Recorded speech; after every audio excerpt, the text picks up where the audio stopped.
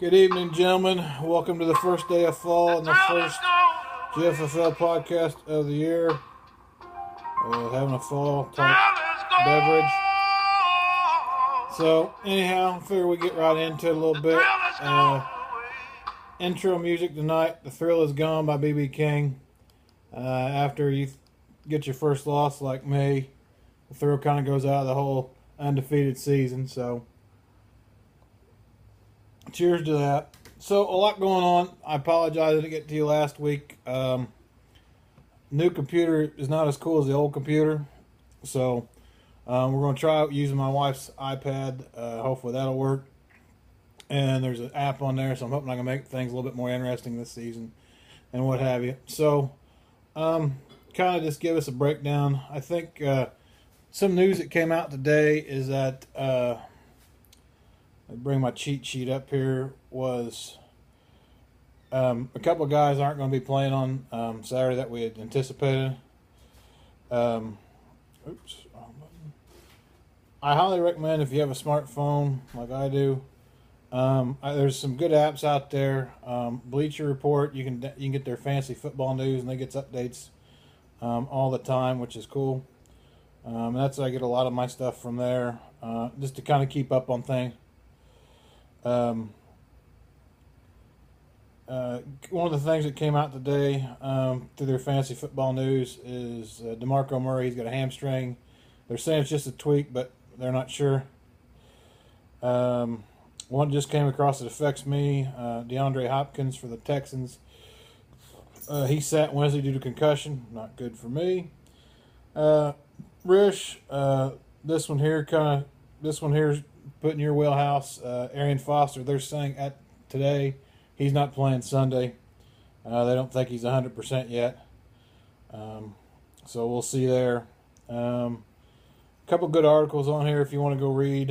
There's the Fantasy Big Board, which they do the top 100 players, and particularly offensive players in fantasy, who they think the top 100 are going in to the week. And they do it as a total conglomerate effort, not just, but they do it by category, but also combined. Some of the people number one this week was Antonio Brown. Julio Jones is 2. Odell Beckham Jr. How fantasy's changed. How it used to be when we first started 20 years ago. Running back. You would never see a wide receiver this high. Now you do, so it's kind of interesting in that way. Then your running backs come in at 4 and 5. Marshawn Lynch, Le'Veon Bell. Rob Gronkowski, who owns him? I don't know. Me, maybe. Is at 6. Demaryius Thomas, who owns him? Oh, yeah, that's me too. Is at 7. Jamal Charles is at 8. A.J. Green, 9. And Randall Cobb is at 10. So, just to give you an idea, there's a couple other things. I highly recommend it. If you get a chance, go check out that Bleacher Report. And you can also if you have a home computer, you can also go on their website too, bleacherreport.com. I think that's a great tool to have. So, just some quick hits I thought I'd hit you with today. Activity-wise, there's been a lot of transactions in the league since we cracked into things. A lot of people moving and grooving already. Just kind of want to give you some of the stuff that's happened as of recently. About 12 hours ago, Dennis picked up Matt Jones, dropped Tony Romo for obvious reasons. Romo's done. Pretty much at least for the fantasy season, he's done. Greg, always pulling things out of his hat. He drops Tyler Lockett, picks up Carlos Williams for Buffalo. Could be a crazy pick there, but what made Greg so successful last year was the picks, the guys he'd get off the waiver wire, and he would make these amazing deals. So, Tony drops his heartfelt drop of Dez Bryant, picks up Stevie Johnson for San Diego. Stevie Johnson, from what I'm seeing, is trending. He's trending upwards, so we'll keep an eye on that. Greg picks up Percy Harvin, drops Cody Parkey, who was a kicker. No big deal there. But I think Percy Harvin, he's looking okay for them. Greg also picks up David Johnson from Arizona. There's 2 David Johnsons in Arizona, so you got to be careful which one you get. But I think, from what I can tell, what we're seeing here, I think he got the right one. And he draws Nelson Aguilar for the receivers for the Eagles. He had 3 receptions, 31 yards. He was kind of a lot of big talk last week when I was listening to a lot of the fantasy radio on Sirius XM, that he was a good, number 3 receiver in your league, but he dropped pretty quick. Greg also went out and picked up Tyrod Taylor, dropped Sam Bradford. I don't know about that. I think he gave up on Bradford too quick, but I could be wrong. Tyrod Taylor's kind of the shock of the league this year. The commish, Brad, he picked up Travis Benjamin, dropped the Giants defense. Did that relatively quick. So Brad's going to have to make another move some point for another defense. Wade drops Kobe Fleener, picks up Marcus Mariota. So far, he's been the surprise of the first round draft this year was Marcus Mariota. So we'll see how that plays out. I think Kobe Fleener, I think he gave up on him too quick, but with the Colts right now, plus there's some infighting, I would stay away. So Rickman picks up Kendall Wright a few days back before the last week's games, drops Victor Cruz. Yours truly, I pick up Carson Palmer. I drop Darren McFadden, which was huge. Palmer had a good week for me, which we'll get into that later. Travis Cleese, I picked him up, the tight end for Kansas City, dropped Deshaun Jackson. Need to make some move there. Still looking at some other moves. John Jones, being a homer, picks up Dante Moncrief and dropped Sierra Tutu, or who knows how you pronounce that game. Greg picks up Tyler Eifert, drops AJ, different name, for Miami. Brickman picks up Benny Cunningham. I think he's related to the Randall Cunningham. I think he's third cousins or something. Dropped Stephen Ridley. Stephen Ridley with the Jets. I think he's done for the year. So that's kind of what's the transactions going on. I hadn't seen any trades yet. Hadn't seen anybody putting by on the trading block yet. Don't forget you can do that on the Flea Flicker site, fellas. If you got some guys you want to move, if you don't like your team, you want to move things around, put them on that Flea Flicker site. Let people know you're interested in moving some pieces, and feel free to do that giant group text too. I enjoy that just as much, so feel free to do that as well. So, all right, let's get into the scores and stuff this week. We'll start with me and Brad, the two co-founders of the league, and the stalwart Brad, who's been doing the league for 20 consecutive years. There's always something goes on between me and him drama-wise in our games. I was looking good coming out the gate because I had Demaryius Thomas and the Broncos defense on Thursday night. Demaryius Thomas puts up 10 points, which is huge. The Broncos defense has put up 20 points again this week, and I picked him very late in the draft. I know a lot of you guys go early on defenses. Probably not the best call here, but hey, I got lucky so far with them. So I start out the week with 30 points on 2 players on Thursday night, which is great.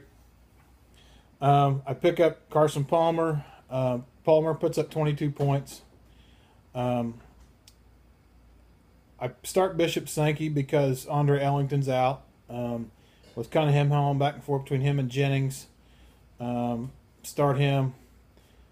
Sankey got me 2 points. He was 8 yards away from getting me another 3, but I'll probably have to start him again this week. Bernard Hopkins for the Texans, another good week, 5 points. It's not double digits like I'd like, but the changing quarterback there, so. And I still think he'll probably be a double-digit guy by season's end, I think. Gronk, probably the MVP of my team so far.